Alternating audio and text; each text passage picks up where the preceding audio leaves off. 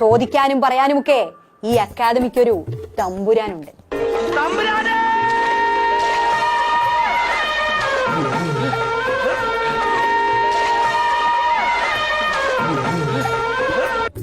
പറയും പോലെ ഇത് അയാളുടെ കാലമല്ലേ? അതെ, ചലച്ചിത്ര അക്കാദമി കോവിലകത്തെ രഞ്ജിത്ത് തമ്പുരാന്റെ കാലം.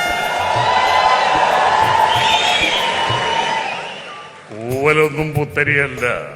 അങ്ങനെ കൂവിയാലും വിമർശിച്ചാലും ഒന്നും തോൽക്കുന്നവനല്ല ഈ അക്കാദമി തമ്പുരാൻ. അങ്ങനെ വെറുതെ കേറിയിരുന്നതല്ല ഈ കസേരയിൽ. 1976 SFIയിൽ തുടങ്ങിയതാണ് ജീവിതം.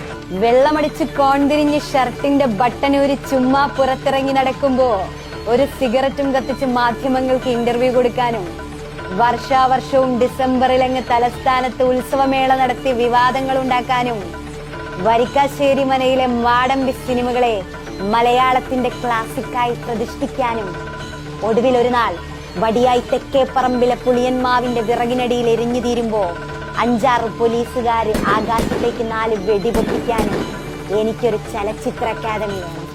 അദ്ദേഹം പറഞ്ഞ മാന്യനായ കേരളം കണ്ട ഏറ്റവും വലിയ ചലച്ചിത്ര രംഗത്തെ ഒരു ഇതിഹാസമാണ്. മാന്യതയ്ക്കും ഇതിഹാസ ജീവിതത്തിനും മലയാള സാംസ്കാരിക ഭൂമികയിൽ തന്നെ തമ്പുരാനേക്കാൾ മികച്ച മറ്റൊരു ഉദാഹരണമില്ല. അതെ, പുച്ഛമാണ് തമ്പുരാന്റെ മെയിൻ.